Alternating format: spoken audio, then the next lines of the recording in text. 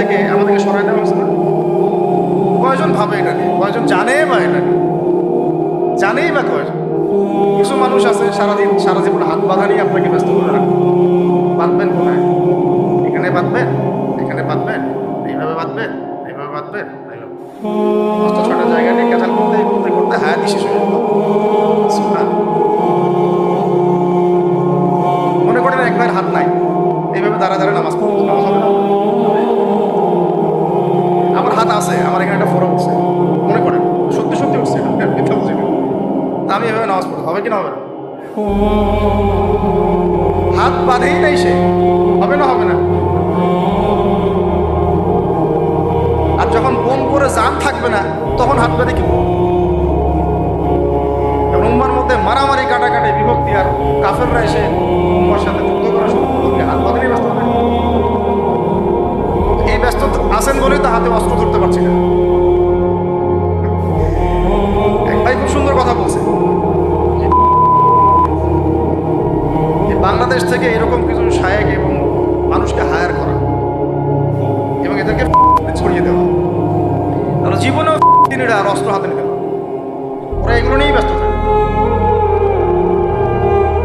আল্লাহ না করুক, যদি আল্লাহ না করুক, আমরা দোয়া করি কিন্তু আমরা আশঙ্কা তো করি, আল্লাহ না করুক যদি শান্তিপূর্ণ এই বাংলার মাটিতে কখনো এরকম পরিস্থিতির সৃষ্টি হয়, আল্লাহ না করুক, দোয়া করি আমরা, তখনও এক শ্রেণীর মানুষ এগুলো নিয়েই ব্যস্ত থাকে। আপনাকে আপনার মূল লক্ষ্যটা থেকে সরায় দেওয়া হচ্ছে। এটা বোঝার জন্য, এই ফিতনাগুলো চেনার জন্য ভাই সবার আগে দিনের জ্ঞান অর্জনের কোনো বিকল্প নেই। পড়তে রাজি আছি তো ইনশাআল্লাহ, অনলাইনে দিন শিখতে পারবেন। কিছু ভালো ভালো আলেম আছেন যাদের লেকচার হয়তো শুনতে পারবেন, শুনে আপনি উৎসাহিত হতে পারবেন, বুস্ট আপ হবেন, ইন্সপায়ার্ড হবেন, কিন্তু এটা দিন শেখার কনস্ট্রাকটিভ কোনো প্ল্যাটফর্ম। আপনাকে খাতা কলম নিয়ে ওই স্কুল কলেজের মতোই আলেমদের কাছে সিলেবাস রেডি করতে হবে, সিলেবাসে পড়তে হবে, পড়ার জন্য জায়গা দরকার, মাদ্রাসা দরকার, মসজিদ দরকার, বক্তব্য দরকার, ওগুলো আপনাদেরকে করতে হবে। আর যেখানে আছে সেগুলোকে আবাদ, মসজিদ করেছেন আবাদ করেন। এটা মসজিদ মানে নামাজ পড়ে দরজা বন্ধ করে রেখে দেবো, এটা মসজিদ? মসজিদ মানে এখান থেকে দিনের দাওয়াতটা ছড়াবে, দিনের শিক্ষাটা ছড়াবে, তাই নয় কি? আল্লাহ রসুল কি মসজিদ সাল্লাল্লাহু আলাইহি ওয়াসাল্লাম মসজিদ প্রতিষ্ঠা করে শুধু নামাজের সময় খুলতেন আর নামাজের পর বন্ধ করতেন? 24 ঘন্টা এখানে ইবাদত, আমল, তাজকিয়া, জিকির আজকার হতো না? এখনো তো মদিনায় হয়। মক্কা মদিনা কি এখনো বন্ধ থাকে 1 মিনিটের জন্য? এখানে দার্স হচ্ছে, ওইখানে নামাজ হচ্ছে, ওইখানে আলোচনা হচ্ছে, চলতে থাকে সবসময়। এটা হলো মসজিদের ফাংশন। এই মসজিদ আবাদ করেন, মাদ্রাসাগুলো আবাদ করেন, আপনার ছেলেকে মসজিদে পাঠান, মাদ্রাসায় পাঠান, ইয়াং জেনারেশন স্পেশালি আপনারা সিলেবাস ভিত্তিক পড়াশোনা করেন। এই ফ্যান্টাসি দিয়ে কিচ্ছু হবে, আবেগ দিয়ে, ফ্যান্টাসি দিয়ে কাজের কাজ কিছু না। খুব আবেগ লাগতেছে, খুব কষ্ট হচ্ছে আমার জন্য, খুব কষ্ট হচ্ছে পুরো বিশ্বের প্রেক্ষাপটে মুসলিমদেরকে দেখে, কিন্তু আপনি তো ইসলাম সংশোধন থেকে আসছেন, মাঝে মাঝে নামাজ পড়ছেন, কোনোরকম 5 ওয়াক্ত নামাজ পড়লেও সুন্নাহ মাফিক জীবনে পড়ছেন, জিনায় লিপ্ত হয়ে যাচ্ছেন, সুদ খাচ্ছেন, অর্থনৈতিক জীবনে কথা বলছেন, এখানে সুদ খাচ্ছেন, ব্যবসায় প্রতারণা করছেন, রাজনীতি করতে গিয়ে আপনি তাগুতের দিকে চলে গেছেন। এক কথায় তাগুত মানে আল্লাহ বাদ দিয়ে যার উপাসনা করা হয়। আমরা এখানে আল্লাহ পাকের বিধানের দাসত্বের চাইতে মানব রচিত বিধানের দাসত্ব বেশি করছি, এখনো করছি, কিছু করার নেই, কারণ পুরো বিশ্বটা এইভাবেই তো ফাংশন করে। যাদের গলায় জাতিসংঘের দড়ি আছে এরা তো এখান থেকে বেরোতে পারবে না, পারবে না, তাহলে ওদের আন্ডারে যে রুলস অ্যান্ড রেগুলেশনস এর আওতায় তো চলতে হবে।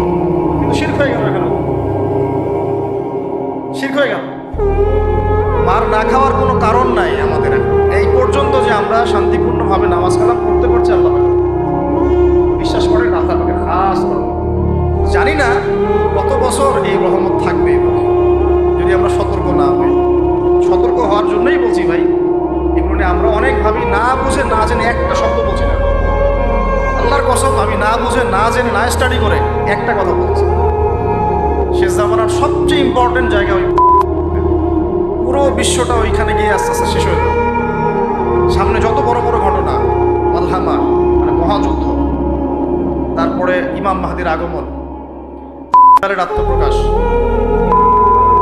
নিয়ে বিশ্বটাকে শাসন করবে, তারপরে ঈসা আলাইহিস সালামের আগমন, সাথে মুসলিমদের যুদ্ধ, তারপরে ঈসা আলাইহিস সালাম আবার 40 বছর খেলাফত চালাবেন, 40 বছর। এই পুরো ঘটনাগুলো ওই জায়গা কিন্তু আমাদের ছিল। আর অনেক বিষয় আছে, কিন্তু মূল কথাটা হচ্ছে আমরা পৃথিবীতে হাসি তামাশা করতে, ঠাট্টা ছলনা করতে আসি না। আল্লাহ পাক প্রত্যেককে কিছু না কিছু দায়িত্ব দিয়ে পাঠাইছেন এবং আমাদের প্রত্যেককে আল্লাহ পাক পরীক্ষা করছেন, এবং এই হায়াতের রিজিকের নিয়ামতের আল্লাহ পাক আমাদের কাছে পাই পাই করে হিসাব নেবেন। এই যে শ্বাস নিচ্ছে একটা শ্বাস, এই একটা শ্বাসেরও হিসাব আল্লাহ পাক দিবেন। একদিন নবীজি একটা বাগানে ঢুকলেন, তিনি ক্ষুধার্ত, সাথে আবু বকর সিদ্দিক, আবু বকর তোমার বাসায় কি খাবার আছে? ইয়া রাসূলুল্লাহ আমার বাসায় খাবার। চলো ওমর, রাস্তা ওমরের সাথে দেখা। ওমর কি অবস্থা? ইয়া রাসূলুল্লাহ ক্ষুধার্ত, বাসায় খাবার নেই, আমার বাসায়। তিনজনে হাঁটতে হাঁটতে ঢুকলেন তালহা রাদিয়াল্লাহু আনহুর বাগানে। সেখানে মাশাআল্লাহ ঠান্ডা পানি খেলেন, খেজুর খেলেন, তৃপ্তি করে খেলেন। সে বাগান অনেক সুন্দর বড় ছিল। খেয়ে নবী সাল্লাল্লাহু আলাইহি ওয়াসাল্লাম বললেন, সুম্মা লাতুসআলুন্না ইয়াওমাইযিন আনিন নাঈম। যে অবশ্যই কিয়ামতের দিন আল্লাহ পাক এই ঠান্ডা পানি সম্পর্কেও আমাদেরকে জিজ্ঞাসা করবেন। আমরা প্রস্তুত বিশ্বাসের জবাব দেওয়ার জন্য, পানির জবাব, পারমিশন দেওয়ার জন্য। ঠান্ডা পানিতে গোসল করে আসছেন, আজকে সবাই তৃপ্তি পেয়েছেন।